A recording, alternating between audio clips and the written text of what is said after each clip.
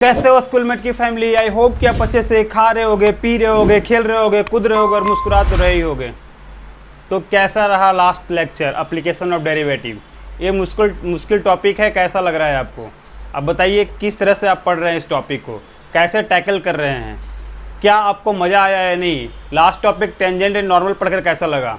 उससे पहले भी हम लोग डेरिवेटिव पढ़ लिए हैं, बेसिक्स पढ़ लिए हैं, फंक्शन पढ़ लिए हैं, लिमिट कंटिन्यूटी पढ़ लिए हैं। तो application of derivative differential calculus का लास्ट टॉपिक चल रहा है। आप बताओ कि कैसा चल रहा है। इससे रिलेटेड मैं प्रीवियस ईयर क्वेश्चन भी लेकर आऊँगा, बट उससे पहले आप बताओ कि ये टॉपिक कैसा लग रहा है। आज हम लोग पढ़ने वाले हैं इंक्रीजिंग एंड डिक्रीजिंग।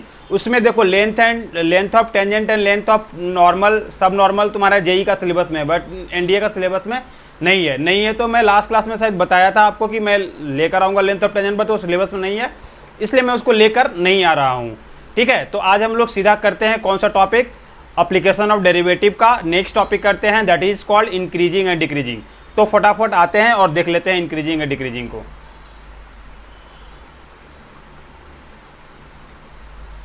तो देख लो जरा increasing and decreasing function. Increasing function क्या होता है इसके बारे में पहले जान लेते हैं। तो फर्स्ट टॉपिक हम लोग पढ़ लेते हैं पहले, इंक्रीजिंग फंक्शन।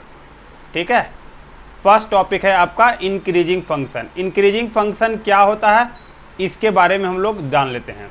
ठीक है, तो इंक्रीजिंग फंक्शन के बारे में जान लेते हैं और देख लेते हैं कि इंक्रीजिंग फंक्शन क्या होता है। तो सबसे पहले हम इधर ग्राफ बना लेते हैं इसका। देखो ये ग्राफ है और ये ग्राफ है।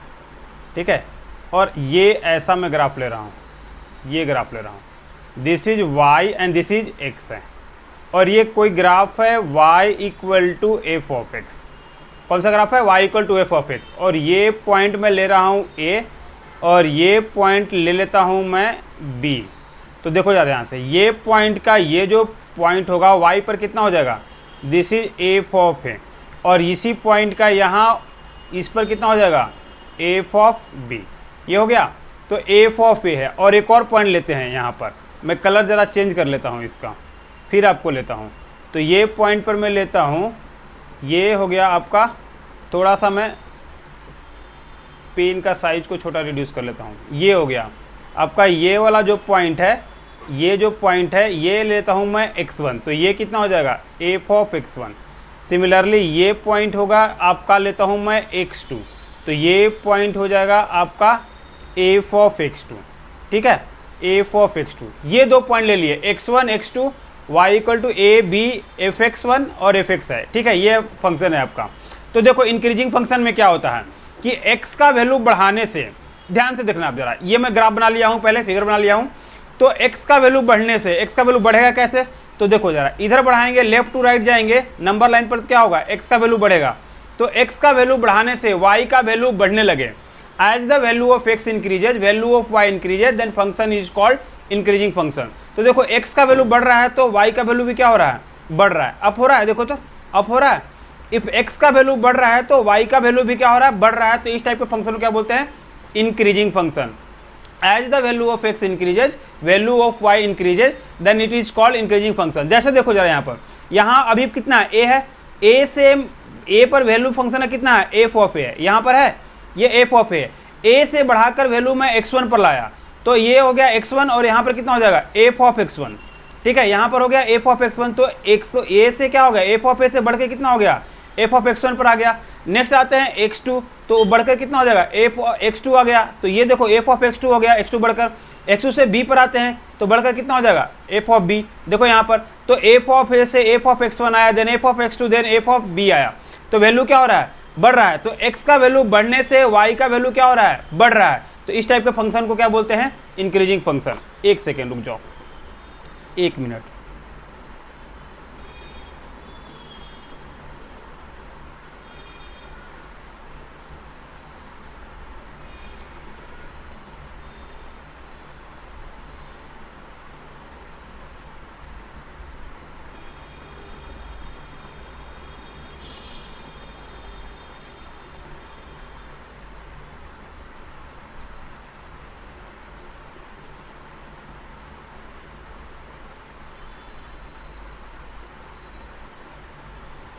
देख लेते हैं जरा, देख लो जरा।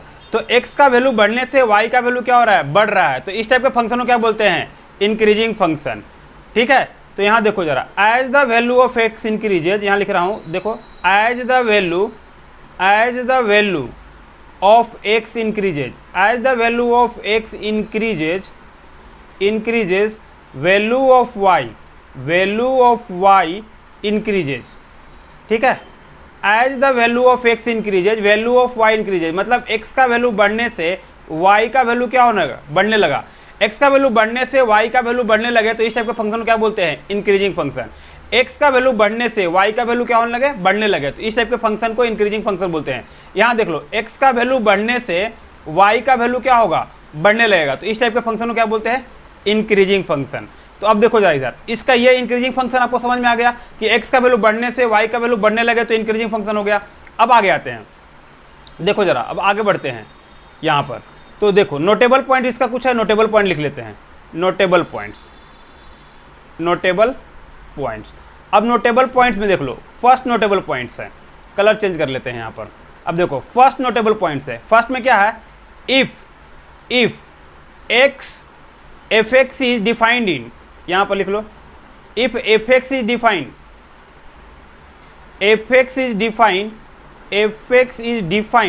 लिखना जरा, f x is defined in x belongs to close interval a to b. ठीक है, and x1, x2 belongs to a to b, a to b में बिलोंग कर रहा है। एंड इसके बाद क्या होगा, अगर x1 अगर लेस देन x2 है, x1 लेस देन x2 है, दिस इंप्लाइज अगर f of x1 is also less than f of x2 हो जाए, मतलब x1 का वैल्यू x2 में, x1 और x2 का वैल्यू f ऑफ x में डालते हैं, तो x1 का वैल्यू अगर f ऑफ x में डालते हैं और x2 का वैल्यू भी f ऑफ x में डालते हैं, तो अगर x1 लेस देन x2 है तो f ऑफ x1 भी क्या हो जाएगा, f ऑफ x2 से छोटा हो जाएगा, तो fx क्या हो जाएगा, fx is increasing function, fx is increasing, मतलब कि अगर x1 लेस देन x2 है, तो f ऑफ x1 भी f ऑफ x2 से छोटा हो जाएगा, तो fx क्या हो जाएगा, इंक्रीजिंग फंक्शन हो जाएगा। सेकेंड क्वेश्चन, कि अगर x belongs to a to b है, x बिलोंग्स टू a से b क्लोज इंटरवल में है, और इसका फर्स्ट डिफरेंशिएशन निकाले, f डैश ऑफ x निकाले, अगर f dash of x greater than 0 हुआ in x belongs to close interval a से b में, अगर फर्स्ट डिफरेंशिएशन निकालने गए और उसका वैल्यू ग्रेटर देन 0 हुआ in x belongs to close interval a to b में, देन fx क्या हो जाएगा, then fx will be, this implies बोले हैं कि fx is increasing function, fx is increasing in कहाँ पर होगा, तो x belongs to open interval a से b, x belongs to open interval से a से b में होगा। और अगर fx if fx is continuous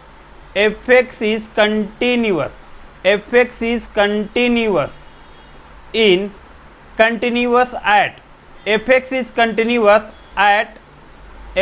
continuous at x equal to a से b, then fx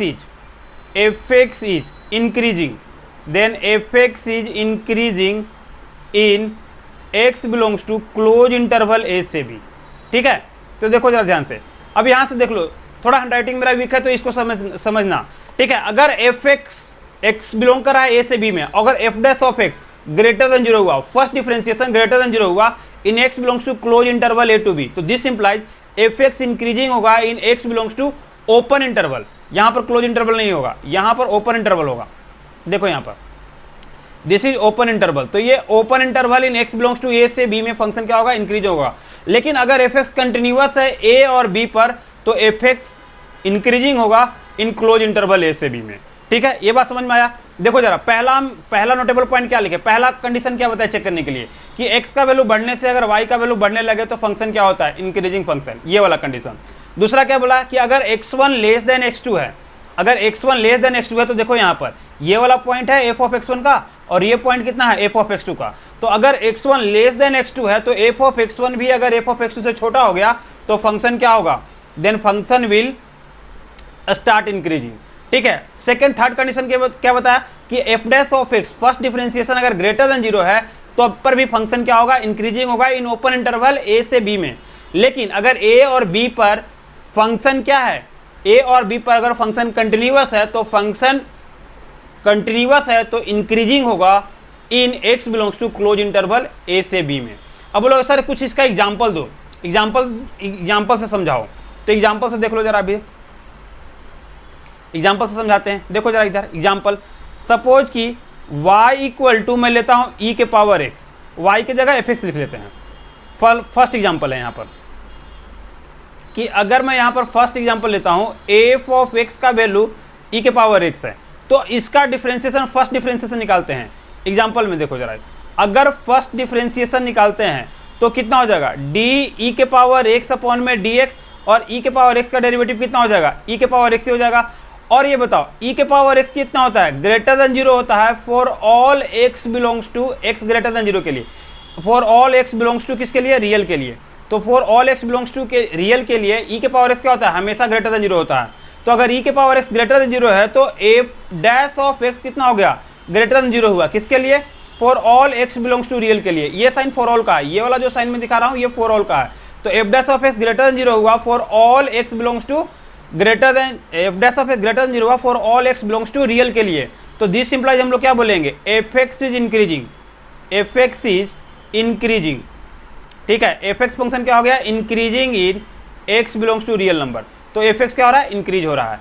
अब इसको ना ग्राफ से भी दिखाते हैं आपको, इसको ग्राफ से भी दिखाते हैं, जरा देख लो इधर, इसको ग्राफ से दिखाते हैं। तो यहाँ पर y इक्वल टू fx है, तो देखो इधर ये y है और a x है, और y इक्वल टू e के पावर x का ग्राफ आपको ड्रॉ करना बताए होंगे। y इक्वल टू e के पावर x का ग्राफ क्या हो गया, इस तरह से ग्राफ होगा y इक्वल टू e के पावर x का। तो अब जरा देखो ये ग्राफ है किसका है, ये y इक्वल टू, ये जो ग्राफ है y इक्वल टू e के पावर x का है। तो अब जरा देखो यहाँ से x का वैल्यू बढ़ने से y का वैल्यू क्या हो रहा है, बढ़ रहा है क्या, तो फंक्शन क्या हो रहा है, इंक्रीज हो रहा है। मतलब x का वैल्यू बढ़ने से y का वैल्यू भी क्या हो रहा है, बढ़ रहा है। तो इस टाइप के फंक्शन को क्या बोलते हैं, इंक्रीजिंग फंक्शन। तो दोनों वे में आपका प्रूव हो गया कि अगर किसी फंक्शन का फर्स्ट डिफरेंशिएशन ग्रेटर देन 0 हुआ तो फंक्शन इंक्रीजिंग होगा, या फिर x का वैल्यू बढ़ने से y का वैल्यू बढ़ने लगे तो फंक्शन क्या होगा, इंक्रीजिंग होगा। एक और मेथड बोलोगे सर ये x1 लेस देन x2 वाला समझाए नहीं, तो इसका देखो जो नेक्स्ट है 1 क्या है, लेस देन 2 है, तो e के पावर x है, e के पावर 1 क्या होगा, लेस देन e के पावर 2 होगा, e के पावर 1 क्या होगा, लेस देन e के पावर 2 होगा। तो देखो जरा यहाँ पर ये दिखाए थे ना कि x1 लेस देन x2 है, तो देखो यहाँ पर 1 लेस देन 2 है तो e के पावर 1 भी क्या हो रहा है, लेस देन e के पावर 2 हो गया। तो इस टाइप के फंक्शन को क्या बोलेंगे, इंक्रीजिंग बोलेंगे। fx is increasing, fx is increasing. यही बोल रहा है कि x का वैल्यू बढ़ने से अगर y का वैल्यू, x का वैल्यू बढ़ने से y का वैल्यू बढ़ने लगे तो फंक्शन को क्या बोलेंगे, इंक्रीजिंग फंक्शन। यही बोल रहा था। या फिर 1 अगर लेस देन छोटा है तो f ऑफ 1 भी f ऑफ 2 से छोटा होने लगेगा तो फंक्शन को क्या बोलेंगे, इंक्रीजिंग बोलेंगे। इंक्रीजिंग या स्ट्रिक्टली इंक्रीजिंग का मतलब क्या होता है, सेम ही होता है। इंक्रीजिंग बोलो या स्ट्रिक्टली इंक्रीजिंग बोलो, दोनों का मतलब क्या होता है, सेम होता है। अब बोलोगे सर एक और एग्जाम्पल दिखाओ, एक और एग्जाम्पल अब करके दिखाओ, ठीक है। तो और एक एग्जाम्पल दिखाते हैं। एग्जाम्पल सेकेंड एग्जाम्पल है y equal to log of x, y equal to कितना है, लॉग ऑफ एक्स। अब ये लॉग डिफाइन किसके लिए होता है, x ग्रेटर देन 0 के लिए। तो y डैश यहाँ पर निकालते हैं तो कितना हो जाएगा, d log of x upon में dx हो जाएगा क्या, और लॉग x का डेरिवेटिव कितना हो जाएगा, 1/x। अब जरा ध्यान से देखो, अगर x ग्रेटर देन 0 है, यहाँ पर कितना हो गया, x ग्रेटर देन 0 है तो 1/x भी कितना होगा, ग्रेटर देन 0 हो जाएगा। अगर 1/x ग्रेटर देन 0 हुआ तो f डैश ऑफ x क्या हो गया, मतलब y डैश कितना हो गया, ग्रेटर देन 0 हो गया। किसके लिए, for all x greater than 0 के लिए। तो x ग्रेटर देन के लिए फर्स्ट डिफरेंशिएशन क्या हो गया, ग्रेटर देन 0 हो गया। तो हम लोग यहाँ से क्या बोलेंगे, सर यहाँ से बोलेंगे कि y इज इंक्रीजिंग, y क्या हो रहा है, इंक्रीजिंग फंक्शन है, y इज इंक्रीजिंग। एग्जाम्पल इसका ग्राफ भी बना कर दिखा देते हैं। This is y and this is क्या है, x है, और log x का ग्राफ आपको पहले से पता है, this is y equal to कितना है, log ऑफ x। अब जरा ध्यान से देखो, यहाँ पर x का वैल्यू बढ़ाओगे तो y का वैल्यू क्या होगा, बढ़ रहा है क्या, x का वैल्यू बढ़ने से y का वैल्यू बढ़ रहा है। If as the value of x increases value of y increases, तो इस टाइप के फंक्शन को क्या बोलेंगे, इंक्रीजिंग फंक्शन, ठीक है। x का वैल्यू बढ़ने से अगर y का वैल्यू बढ़ने लगे, as the value of x increases value of y increases, then function is called increasing function. तो ये हो गया log x is increasing function. बोलोगे सर और एग्जाम्पल दिखाओ, तो और एग्जाम्पल हम लोग क्वेश्चन में करेंगे, ठीक है, नहीं तो फिर लंबा लेक्चर हो जाएगा, फिर बहुत बड़ा लेक्चर हो जाएगा। अब आते हैं नेक्स्ट में आते हैं डिक्रीजिंग फंक्शन के लिए, ठीक है। देखो यहाँ पर नेक्स्ट में आते हैं हम लोग डिक्रीजिंग फंक्शन में। तो यहाँ देखो सेकेंड टाइप का आते हैं, डिक्रीजिंग और स्ट्रिक्टली डिक्रीजिंग सेम ही होता है। तो डिक्रीजिंग फंक्शन या फिर स्ट्रिक्टली डिक्रीजिंग फंक्शन, दोनों क्या है, सेम है। डिक्रीजिंग फंक्शन बोलो या strictly decreasing function, strictly decreasing function, दोनों क्या है, सेम ही है। डिक्रीजिंग बोलो या स्ट्रिक्टली डिक्रीजिंग बोलो, दोनों का मतलब क्या है, सेम ही है। अब लिखो इधर, जरा इधर आ जाओ कि ये है तुम्हारा, इसका मैं ग्राफ दिखा रहा हूँ यहाँ पर, पहले ग्राफ बना के दिखा दे रहा हूँ। ये y है और ये x है, this is y and this is x, ठीक है। अब यहाँ पर मैं ग्राफ बनाता हूँ, जरा कलर चेंज करके आपको दिखाता हूँ ग्राफ का। तो यहाँ पर देखो, यहाँ अगर मैं y इक्वल टू एक्स, देखो यहाँ पर ये मैं ग्राफ बनाया, ये ग्राफ बनाया y equal to f x का, y equal to f x का आपका ग्राफ है, ठीक है। ये y equal to f x है। अब जरा ध्यान से देखना, मैं यहाँ पर ये पॉइंट लेता हूँ a, ये पॉइंट लिया a और ये वाला पॉइंट लिया b, और ये वाला जो पॉइंट है इसको ले लिया मैं x1, और यहाँ जो पॉइंट है इसको ले लिया x2। तो इसके कोरस्पॉन्डिंग पॉइंट ढूंढते हैं। तो देखो जरा इधर है, अगर एफ ऑफ ए के कोरस्पॉन्डिंग ढूंढेंगे तो कौन सा पॉइंट मिलेगा, ये मिलेगा, दिस इज एफ ऑफ ए। और इसके कोरस्पॉन्डिंग ढूंढेंगे तो कितना हो जाएगा, एफ ऑफ x1, ये हो गया। और इसके कोरस्पॉन्डिंग ढूंढेंगे तो कौन सा पॉइंट मिल गया, this is f of x2। और इसके कोरस्पॉन्डिंग ढूंढेंगे तो कितना मिल गया, this is f of b। देखो ये कितना है, एफ ऑफ b, ये हो गया। तो ये हो गया F of A, F of x1, F of x2 और एफ ऑफ b हो गया यहाँ पर। अब जरा देखो ध्यान से, इसको ध्यान से देखना, x का वैल्यू बढ़ा रहे हैं, x का वैल्यू इधर जाएंगे तो क्या होगा, बढ़ेगा, x का वैल्यू इधर जाएंगे तो क्या हो रहा है, बढ़ रहा है। तो x का वैल्यू बढ़ने से y का वैल्यू देखो तो घट रहा है क्या, x का वैल्यू बढ़ने से y का वैल्यू घटने लगा, मतलब x का वैल्यू बढ़ा रहे हैं तो y का value start decreasing. As the value of x increases, value of y start decreasing. तो इस टाइप के फंक्शन को बोलेंगे डिक्रीजिंग फंक्शन या स्ट्रिक्टली डिक्रीजिंग फंक्शन। बोलोगे सर कैसे दिखाओ, अगर x का वैल्यू a है तो एफ ऑफ ए का वैल्यू देखो यहाँ पर है, ये वाला एफ ऑफ ए है, a से बढ़ के मैं x1 पर आया तो एफ ऑफ x1 का वैल्यू कितना मिल गया, यहाँ मिल गया। x1 से बढ़ के x2 पर आया तो देखो इसका वैल्यू कितना मिल गया, इतना आ गया। और b पर गए, फिर से x2 से बढ़ के b पर आया तो एफ ऑफ b का वैल्यू यहाँ फर्दर घट गया। मतलब a से घट के कहाँ आ रहा है, एफ ऑफ x1 पर, एफ ऑफ x1 से घट के कितना आ गया, एफ ऑफ x2 पर, एफ ऑफ x2 से घट के कहाँ जा रहा है, एफ ऑफ b पर। तो x का वैल्यू बढ़ने से y का वैल्यू क्या हो रहा है, घट रहा है क्या। तो x का वैल्यू बढ़ने से अगर y का वैल्यू घटने लगे, x का वैल्यू बढ़ने से y का वैल्यू घटने लगे, तो इस टाइप के फंक्शन को क्या बोलते हैं, डिक्रीजिंग फंक्शन या स्ट्रिक्टली डिक्रीजिंग फंक्शन। मतलब यहाँ पर अगर मैं लिख दूं तो क्या होता है, as the value of x increases, value of y start decreases. As the value of x increases, value of y start decreases, then this type of function is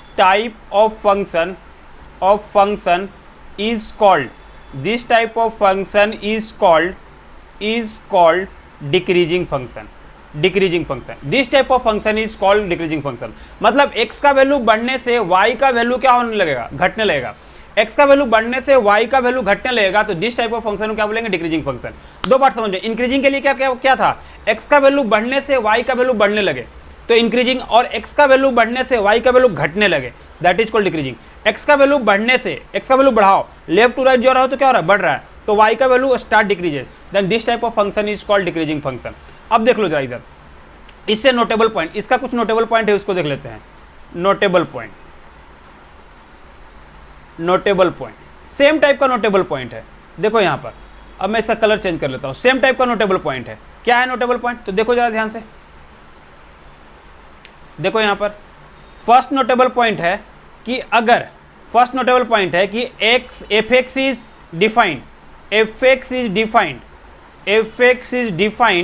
defined in x belongs to a to b, a से b में close interval में f डिफाइंड है, and x1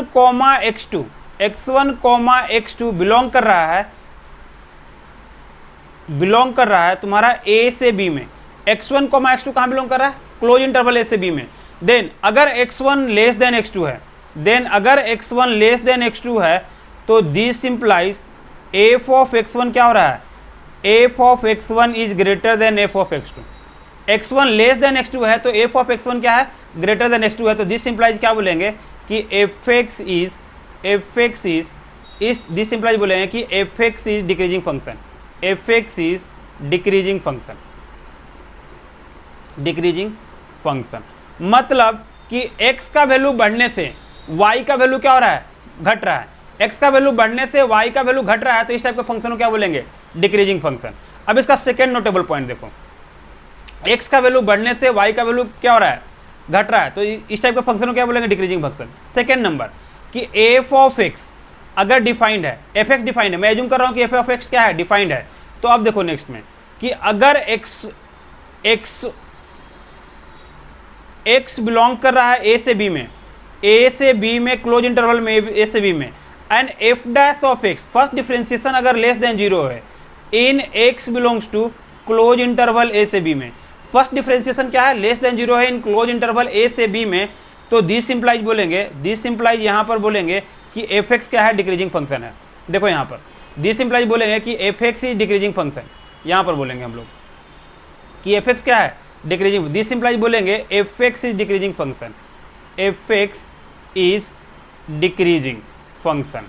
ठीक है, कब बोलेंगे, जब f dash of x less than 0 है तो x in x belongs to close interval a से b में, क्लोज इंटरवल a से b में, तो fx is decreasing function in x belongs to open interval a से b में, and if fx is continuous, fx continuous है, if fx is continuous in x belongs to, fx is continuous at fx is continuous at x equal to a and b, then fx is decreasing function, decreasing in x belongs to close interval a से b। ये बात बोला कि अगर fx decreasing function है, f dash of x less than 0 है, तो close open interval में fx डिक्रीजिंग होगा, बट अगर a और b पर fx कंटिन्यूअस है तो क्या हो जाएगा, डिक्रीजिंग होगा इन क्लोज इंटरवल a से b में। ठीक है, तो ये था आपका डिक्रीजिंग फंक्शन का, और ऊपर क्या था, इंक्रीजिंग फंक्शन का। अब बोलोगे सर इसका ना एग्जाम्पल दिखाओ, एग्जाम्पल दिखाओ तभी समझ में आएगा, तो मैं इसका एग्जाम्पल लेता हूँ, सेकेंड एग्जाम्पल, इसका एग्जाम्पल लेता हूँ, एक ही एग्जाम्पल, अभी तो फर्स्ट एग्जाम्पल है, एग्जाम्पल लेता हूँ, देखो जरा यहाँ पर एग्जाम्पल, fx इक्वल टू मैं लेता हूँ e के पावर माइनस एक्स, fx का वैल्यू कितना लेता हूँ, e के पावर माइनस एक्स। ठीक है, fx इक्वल टू लेता हूँ मैं e के पावर माइनस एक्स, तो f डैश ऑफ x निकालते हैं, तो f डैश ऑफ x निकालेंगे तो कितना हो जाएगा, डी e के पावर माइनस एक्स अपॉन में dx हो जाएगा। तो अगर मैं यहाँ पर चेन रूल लगाकर सॉल्व करूँ तो डी e के पावर माइनस एक्स अपॉन में d माइनस एक्स हो जाएगा, इंटू कितना हो जाएगा, d माइनस एक्स अपॉन में कितना हो जाएगा, dx, ये हो जाएगा। तो अगर इसको डिफ्रेंशिएट करेंगे तो देख लो जरा इधर, इसको डिफरेंशिएट करेंगे तो कितना हो जाएगा, यहाँ पर आ जाएगा e के पावर माइनस एक्स, e के पावर माइनस एक्स, e के पावर माइनस एक्स, और माइनस एक्स का हो जाएगा -1, तो इसका वैल्यू कितना हो जाएगा, माइनस ऑफ e के पावर माइनस एक्स। तो ये मिल गया आपका f डैश ऑफ एक्स।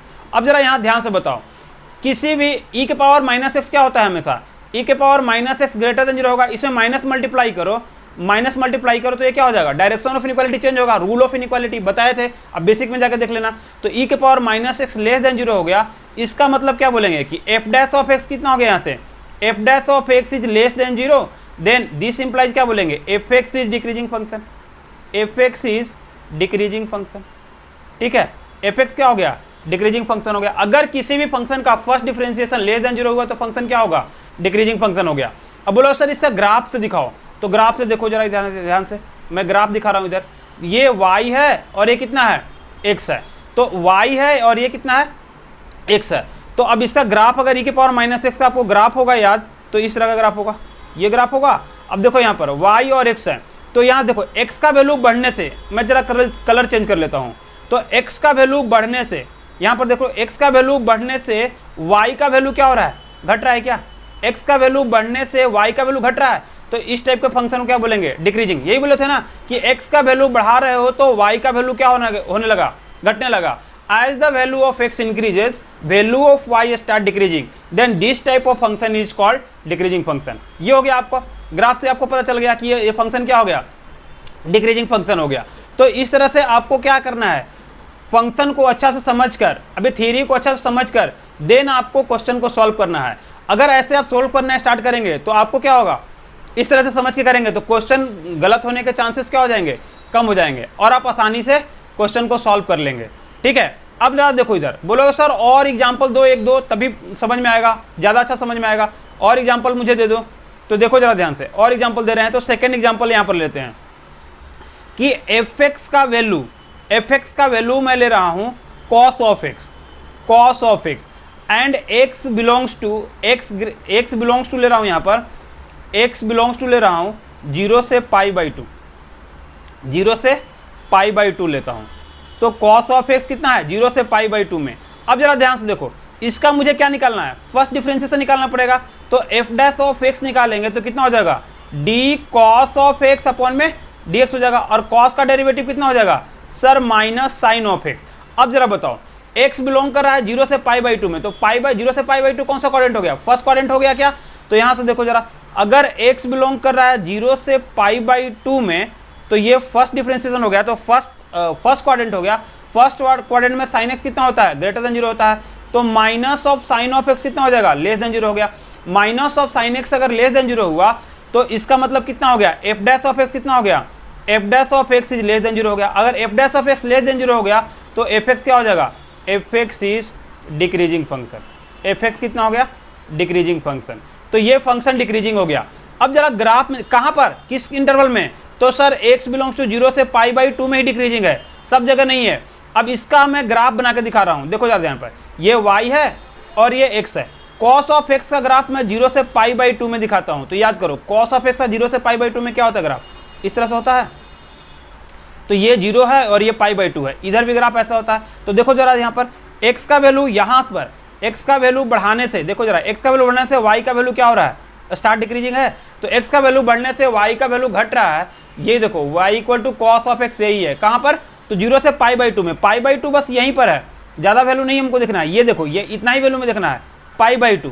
तो यहाँ पर देखो फंक्शन क्या हो रहा है, डिक्रीज हो रहा है क्या, यस सर, यहाँ तक फंक्शन डिक्रीज हो रहा है। तो इस टाइप का मैंने cos x क्या हो गया, मतलब cos of x is decreasing in 0 से π/2 में। तो फर्स्ट क्वाड्रेंट में cos x इज डिक्रीजिंग, समझ में आ गया। तो ये हो गया। अब जरा देखो नेक्स्ट टॉपिक आते हैं, एक है मोनोटोनिकली इंक्रीजिंग और मोनोटोनिकली डिक्रीजिंग फंक्शन, कि मोनोटोनिक फंक्शन क्या होता है, मोनोटोनिकली इंक्रीजिंग और मोनोटोनिकली डिक्रीजिंग कौन सा फंक्शन होते हैं। ठीक है, तो उसके बारे में जान लेते हैं। तो आ जाओ जरा यहाँ पर लिख लेते हैं थर्ड टाइप का, monotonically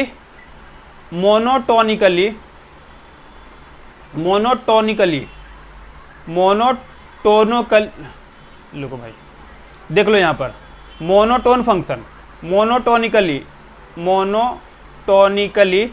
increasing function, monotonically increasing function. अब बोलोगे सर मोनोटोनिकली मतलब क्या होता है, मोनो मतलब क्या होता है, सिंगल। मोनोटोन का मतलब क्या हो गया, लगातार। मोनोटोन का मतलब क्या, एक सुरा, लगातार, मतलब कि एक टोन में, जैसे कि इंक्रीज कर रहा है तो इंक्रीज ही करेगा, ठीक है, वो डिक्रीज नहीं करेगा, इंक्रीज कर रहा है तो इंक्रीज कर रहा है। तो मोनोटोन में क्या होता है, लगातार, एक सुरा। और मोनोटोनिकली इंक्रीजिंग का फंक्शन क्या होगा, फंक्शन या तो इंक्रीज करेगा या कांस्टेंट रहेगा, फंक्शन या तो इंक्रीज करेगा या रिमेन कांस्टेंट रहेगा, ठीक है, बट डिक्रीज नहीं करेगा। मोनोटोनिकली इंक्रीजिंग, और यहां पर लिख सकते हैं हम लोग यहाँ पर non decreasing function. Non decreasing function का मतलब क्या हो गया कि फंक्शन या तो इंक्रीज करेगा या कांस्टेंट रहेगा, बट डिक्रीज कभी नहीं करेगा। तो इस टाइप के फंक्शन को क्या बोलेंगे, मोनोटोनिकली इंक्रीजिंग फंक्शन। तो आओ जरा इसका ग्राफ बना के दिखाते हैं, ठीक है, इसका ग्राफ बनाकर दिखाते हैं, ठीक है। ये y है और ये x है। फंक्शन या तो इंक्रीज करेगा या डिक्रीज, या तो इंक्रीज करेगा या रिमेन कांस्टेंट रहेगा, बट डिक्रीज नहीं करेगा। अब इसका देखो ग्राफ बनाते हैं। तो देखो यहाँ पर, यहाँ से यहाँ फंक्शन आपका देखो ऐसे है, फिर यहाँ से यहाँ फंक्शन क्या हो रहा है, रुक जा रहा है, और फिर यहाँ से यहाँ फंक्शन इस तरह से हो गया, ठीक है। देखो यहाँ पर, यहाँ से यहाँ फंक्शन क्या हो रहा है, मैं यहाँ पर थोड़ा सा ये करता हूँ, देखो यहाँ से यहाँ फंक्शन इस तरह से है, और यहाँ से यहाँ फंक्शन फिर से क्या करना है, स्टार्ट इंक्रीज करना है। तो ये वाला पॉइंट को मैं a लेता हूँ, और ये वाला पॉइंट को लेता हूँ x1, और ये वाला पॉइंट हो गया आपका x2, और ये वाला जो पॉइंट है इसे मैं लेता हूँ b, ठीक है, ये b ले लिया। अब जरा देखो ध्यान से, ये फंक्शन है हमारा, यही क्या है तुम्हारा y equal to f x है, this is y equal to f x है। तो जरा इस फंक्शन को देखकर बताओ, अगर मैं इसका वैल्यू सारा लिख लूँ, सारा पॉइंट डाल दूँ, तो ये a है, तो ये वाला पॉइंट कितना हो जाएगा इसका, this is f of a हो जाएगा, और यहाँ पर कितना हो जाएगा f of x1 equal to f of x2 हो जाएगा, और ये वाला पॉइंट कितना हो जाएगा एफ ऑफ b हो गया। तो जरा ध्यान से देखो, a से x1 पर फंक्शन का वैल्यू क्या हो रहा है, x का वैल्यू बढ़ाने से y का वैल्यू क्या हो रहा है, बढ़ रहा है या नहीं। ध्यान से देखो, a से x1 तक, अरे दीवारों से टिक कर मत बैठो, देखो जरा ध्यान से, इधर देखो तब समझ में आएगा कि a से x तक x का वैल्यू बढ़ाने से y का वैल्यू क्या हो रहा है, इंक्रीज हो रहा है। तो यहाँ पर फंक्शन क्या हो रहा होगा, इंक्रीजिंग होगा। अब देखो x1 से x2 तक x का वैल्यू तो बढ़ रहा है, बट y का वैल्यू बढ़ रहा है क्या, नहीं सर, x1 से x2 तक x का वैल्यू बढ़ रहा है, बट y का वैल्यू बढ़ नहीं रहा है, मतलब फंक्शन क्या है, कांस्टेंट है।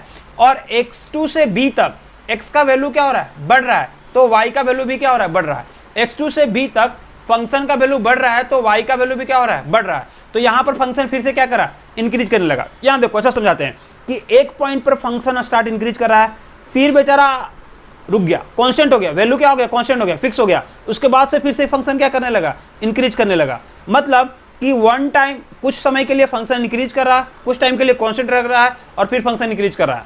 तो मुझे यही पॉइंट देना था ना, मोनोटोन का मतलब यही है कि फंक्शन या नॉन डिक्रीजिंग का मतलब यही हो गया कि फंक्शन डिक्रीज नहीं करेगा, बाकी क्या करेगा मुझे नहीं पता, बस फंक्शन डिक्रीज नहीं करेगा। तो क्या करेगा, फंक्शन डिक्रीज नहीं करेगा, तो फंक्शन या तो इंक्रीज करेगा या रिमेन कांस्टेंट रहेगा।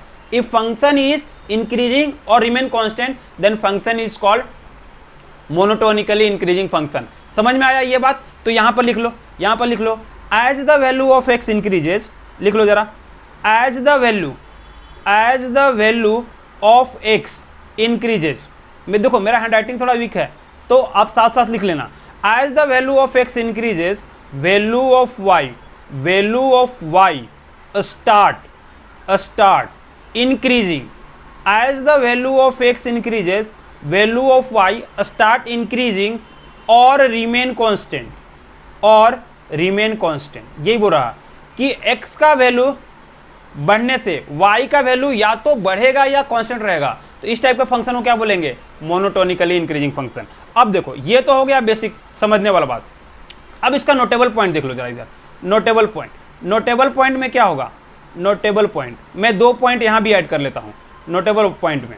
तो देखो जरा, नोटेबल पॉइंट में मैं अगर 2 पॉइंट ऐड करूँगा, तो पहला पॉइंट ये डालता हूँ कि अगर x1 लेस देन x2 है, तो f ऑफ x1, देखो ना ध्यान से, this imply f of x1, अगर x1 लेस देन x2 है, and f of x1 and f of x1 less than और equal to f of x2 हो गया। x1 f of x1 less than f of x2 हो गया, f of x1 is less than और equal to f of x2 हो गया। तो इस टाइप का फंक्शन को बोलेंगे fx इज मोनोटोनिकली इंक्रीजिंग। इस टाइप का फंक्शन क्या बोलेंगे, मोनोटोनिकली इंक्रीजिंग। ठीक है, इस टाइप का फंक्शन को बोलेंगे मोनोटोनिकली इंक्रीजिंग, या फिर non decreasing function. Non decreasing का मतलब क्या हो गया, फंक्शन डिक्रीज करेगा नहीं डिक्रीज, तो क्या करेगा, या तो फंक्शन इंक्रीज करेगा या फिर कांस्टेंट रहेगा। यही 2 बात आपको देखना है। सेकंड नंबर क्वेश्चन देखो यहाँ पर, सेकंड वाला पार्ट, कि अगर फंक्शन इंक्रीज कर रहा होगा, तो अभी इंक्रीजिंग फंक्शन में क्या बताए थे कि फर्स्ट डिफरेंशिएशन क्या होगा, ग्रेटर देन 0 होगा। फर्स्ट डिफरेंशिएशन ग्रेटर देन 0 होगा, यस सर होगा। अगर फंक्शन कांस्टेंट है, तो कांस्टेंट का डिफरेंशिएशन क्या होता है, 0। तो यहां से हम लोग बोल सकते हैं कि अगर f डैश ऑफ x किसी फंक्शन का, if f dash of x या तो ग्रेटर देन 0 है या इक्वल टू 0 है। ध्यान से देखना कि अगर फर्स्ट डिफरेंशिएशन किसी फंक्शन का या तो ग्रेटर देन 0 है या इक्वल टू 0 है, तो फंक्शन क्या होगा, दिस इंप्लाइज क्या बोलेंगे, function is fx is monotonically increasing function, monotonically increasing function. यही बोल रहा था कि या तो फंक्शन इंक्रीज करेगा या रिमेन कांस्टेंट रहेगा, या तो फंक्शन इंक्रीज करेगा या रिमेन कांस्टेंट रहेगा, तो फंक्शन को क्या बोलेंगे, मोनोटोनिकली इंक्रीजिंग फंक्शन। समझ में आया, ये थियोरेटिकली समझ में आ गया। नेक्स्ट आते हैं, अब बताओ कि मोनोटोनिकली डिक्रीजिंग फंक्शन क्या होता है। तो अब बोलो सर इसका कुछ ग्राफ भी बना के आप दिखा दो ना, तो देख लो जरा इधर, ग्राफ भी बना के दिखा सकते हैं, बट यहाँ पर पढ़ लेते हैं एक और नेक्स्ट, देन आगे बढ़ते हैं। ठीक है, नेक्स्ट आते हैं, नेक्स्ट टाइप का फंक्शन पढ़ लेते हैं, सेकेंड टाइप का मोनोटोनिकली डिक्रीजिंग फंक्शन। ये अब नेक्स्ट टाइप का है, मोनोटोनिकली, यहाँ आ जाओ, मोनोटोनिकली डिक्रीजिंग और non increasing function, non increasing function, monotonically decreasing और नॉन इंक्रीजिंग फंक्शन। अब जिसको इसका उल्टा हो गया, मोनोटोनिकली डिक्रीजिंग मतलब क्या हो गया, या तो फंक्शन डिक्रीज करेगा या रिमेन कांस्टेंट रहेगा। आइदर फंक्शन स्टार्ट डिक्रीजिंग और रिमेन कांस्टेंट, समझ में आ रहा है, या तो फंक्शन डिक्रीज करेगा या रिमेन कांस्टेंट रहेगा। या नॉन इंक्रीजिंग का मतलब क्या होगा कि फंक्शन इंक्रीज करेगा ही नहीं, इंक्रीज नहीं करेगा तो फंक्शन क्या करेगा, या तो डिक्रीज करेगा या रिमेन कांस्टेंट रहेगा।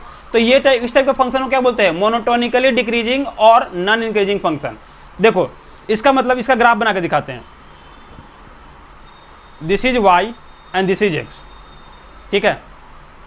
देखो इसका ग्राफ बना के दिखाते हैं। देखो यहां पर, यहां देखो ये है और यहां पर कितना हो गया, ये हो गया। अब देखो यहां पर ये मैं वैल्यू डाल देता हूं, this is a, this is x1 and this is x2 and this is a b, ठीक है।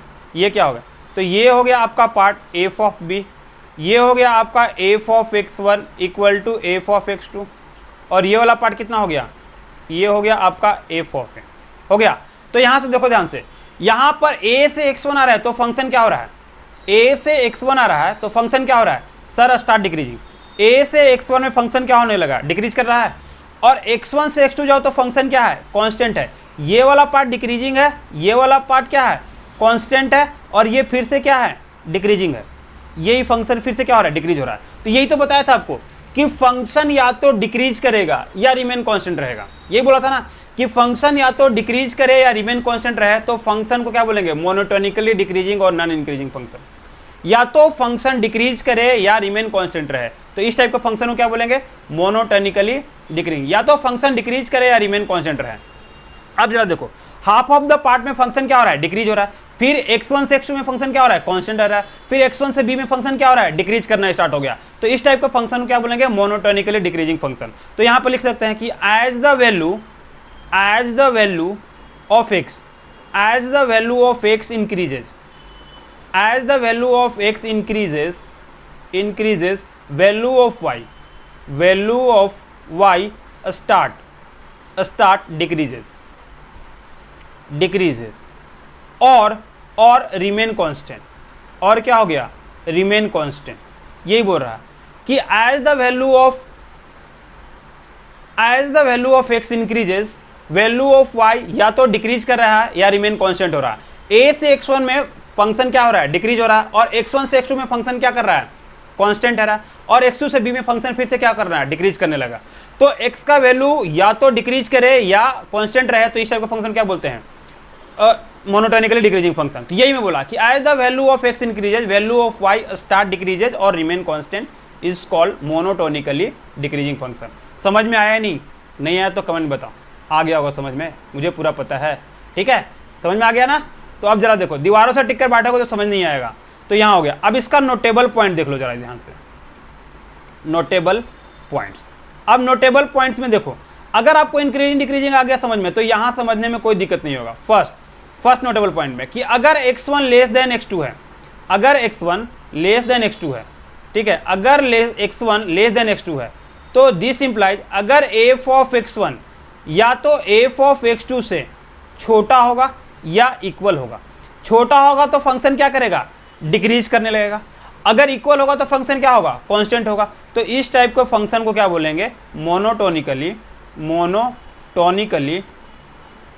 Decreasing function. Monotonically decreasing function. दोनों में कंफ्यूजन क्लियर हुआ कि दूर हुआ आपका। और सेकेंड पार्ट में अगर फंक्शन, सेकेंड पार्ट में देखो, अगर फंक्शन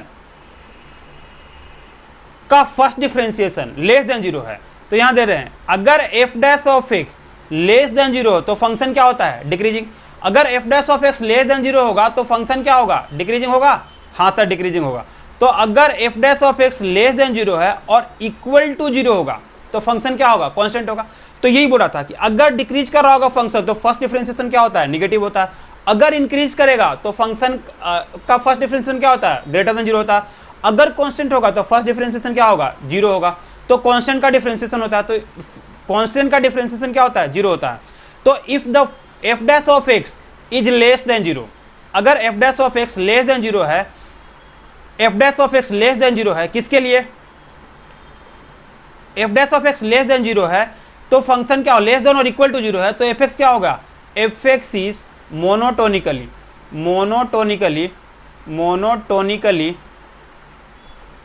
क्या होगा, डिक्रीजिंग फंक्शन होगा, डिक्रीजिंग फंक्शन होगा। ठीक है, कब डिक्रीजिंग होगा, जब फर्स्ट डिफरेंशिएशन किसी फंक्शन क्या होगा, निगेटिव हो, लेस देन जीरो हो या इक्वल टू जीरो होगा, तो फंक्शन क्या होगा, मोनोटोनिकली डिक्रीजिंग फंक्शन हो गया। ये बात आपको समझ में आ गया। अब बोलो सर दोनों का एक एक एग्जाम्पल दे दो, फिर पूरा से हम लोग समझ जाएंगे, या फिर पूरा थोड़ा रिवाइज कर लो। देख लो जरा, रिवाइज कराते हैं। पहला क्या बोला कि इंक्रीजिंग फंक्शन के लिए फर्स्ट डिफरेंशिएशन क्या होगा, ग्रेटर देन जीरो होगा, या एक्स का वैल्यू बढ़ने से वाई का वैल्यू बढ़ने लगे तो फंक्शन क्या होगा, इंक्रीजिंग होगा। और x1 लेस देन x2 है तो एफ ऑफ x1 भी क्या होगा, less than f of x2 होगा। ठीक है, या x1 ग्रेटर देन x2 है तो एफ ऑफ x1 भी क्या होगा, greater than f of x2 होगा, तो फंक्शन क्या होगा, इंक्रीजिंग होगा।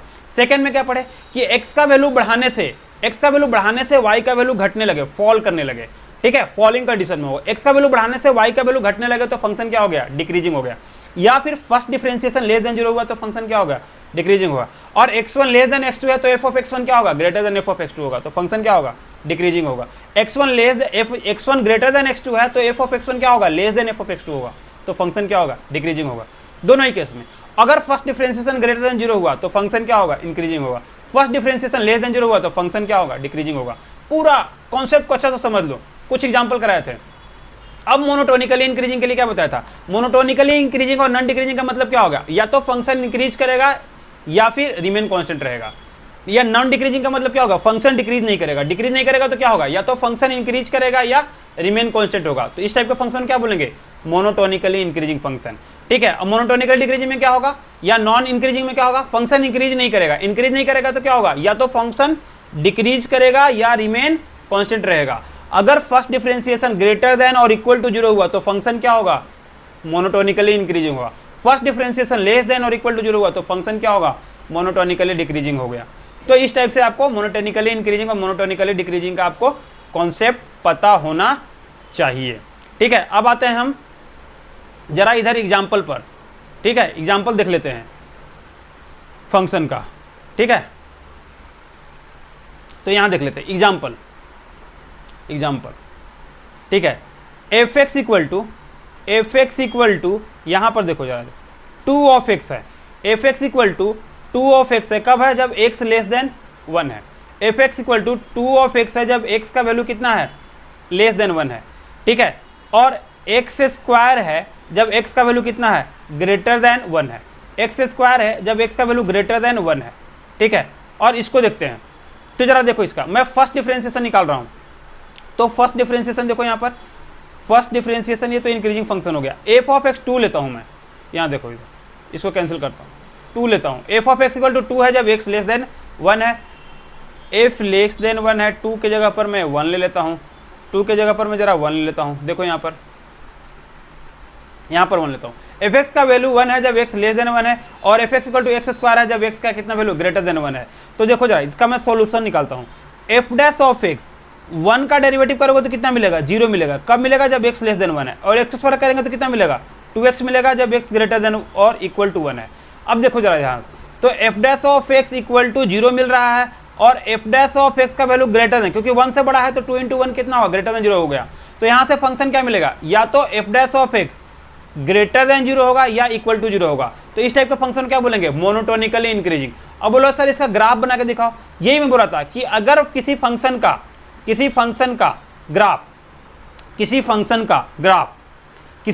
का ग्राफ इंक्रीज करे या रिमेन कांस्टेंट रहे तो फंक्शन क्या होगा, इंक्रीजिंग।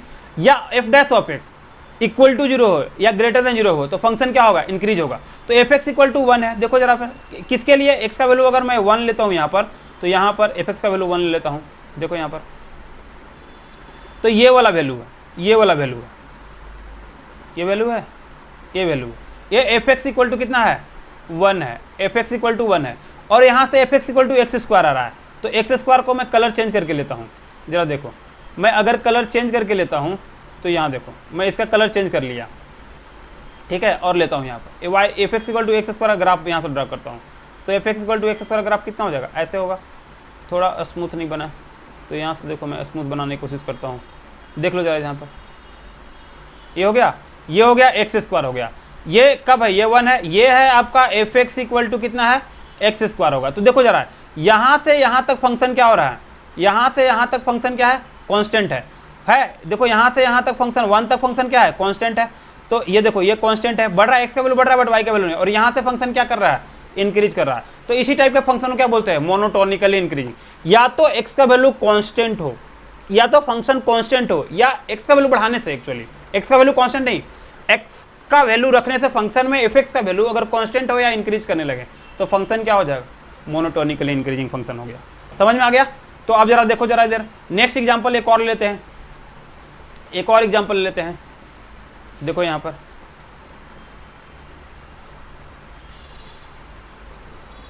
एक और एग्जांपल लेते हैं, फिर समझाते हैं इसको। तो देखो जरा यहां पर सेकेंड नंबर में f x equal to, f x का वैल्यू मैं -1 ले लेता हूँ, कस के कब ले लेता हूँ, जब एक्स का वैल्यू 1 से छोटा हो, और -x² लेता हूँ जब x का वैल्यू कितना है, ग्रेटर देन और इक्वल टू 1 है। तो इसका देखो, अब इसका मैं f' निकालूँ, f' निकालूंगा तो कितना मिलेगा, -1 का डेरिवेटिव करेंगे तो 0 हो जाएगा। ठीक है, कब हो जाएगा, जब x लेस देन 1 होगा। और -x² करेंगे तो कितना हो जाएगा, -2x हो जाएगा। -x² करेंगे तो -2x हो जाएगा जब x का वैल्यू कितना होगा, ग्रेटर देन और इक्वल टू 1 होगा। तो अब जरा देखो यहाँ पर हमें मिल गया कि f' का वैल्यू एक टाइम के लिए लेस देन 0 है और एक टाइम के लिए क्या है, क्योंकि -2x में 1 डालो तो क्या होगा, -2 होगा, -2 क्या है, लेस देन 0 है। तो x का वैल्यू या तो लेस देन 0 है या इक्वल टू 0 है। f(x) का वैल्यू क्या है, या तो लेस देन 0 है या इक्वल टू 0 है। तो f(x) क्या बोलेंगे, इसी टाइप का फंक्शन क्या बोलते हैं, monotonically decreasing function, decreasing function. या तो x का वैल्यू लेस देन 0 है या इक्वल टू 0 है, तो इस टाइप को फंक्शन को क्या बोलेंगे, मोनोटोनिकली डिक्रीजिंग। अब देखो जरा ध्यान से, इसका ग्राफ बना के दिखाते हैं।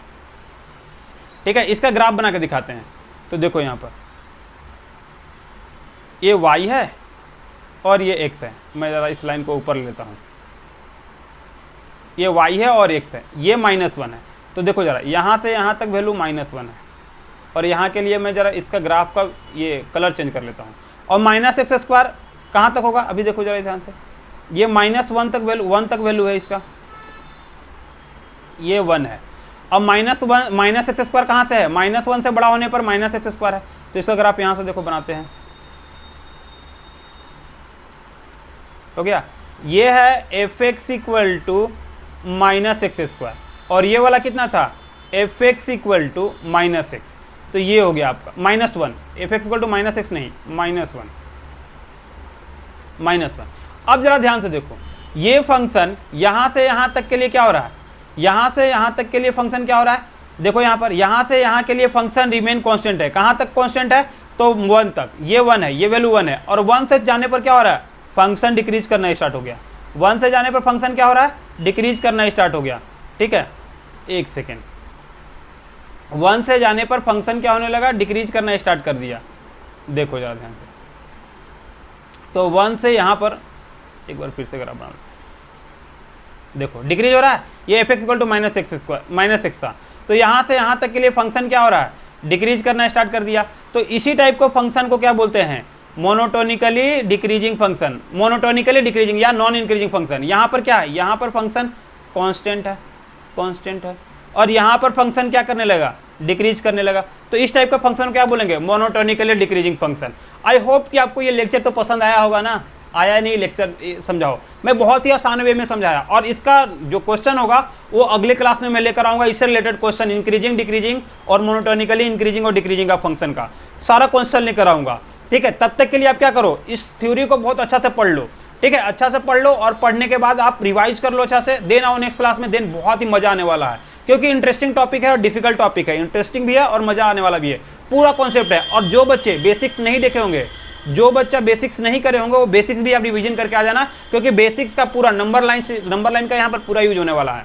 ठीक है, तो आज हम लोग क्या पढ़े, इंक्रीजिंग फंक्शन। इंक्रीजिंग क्या होता है, first differentiation greater than 0, function increasing. First differentiation less than 0, function decreasing. f' greater than और equal to 0, function monotonically increasing. f' less than और इक्वल टू 0, मोनोटोनिकली डिक्रीजिंग। आपको समझ में आया या नहीं, first differentiation greater than 0, function increasing. First differentiation less than 0, function decreasing. First differentiation greater than और equal to 0, function monotonically increasing. First differentiation less than और equal to 0, monotonically decreasing. x का value बढ़ने से y का value बढ़ने लगे, function increasing. x का value बढ़ने से y का वैल्यू घटने लगे, फंक्शन डिक्रीजिंग। x का वैल्यू बढ़ने से y का वैल्यू बढ़े या remain constant, monotonically increasing. x का वैल्यू बढ़ने से y का वैल्यू घटे या remain constant, monotonically decreasing. 4 concept, 4 formula, very important. अगर ये टॉपिक समझ में नहीं आएगा तो मैक्सिमम मिनिमम भी समझ में नहीं आएगा। तो ये टॉपिक को अच्छा से करो, पढ़ो, समझो, देन नेक्स्ट क्लास में मिलते हैं। तब तक के लिए खेलते रहो, हंसते रहो, पढ़ते रहो और मुस्कुराते रहो, एंजॉय करते रहो। तब तक के लिए बाय बाय।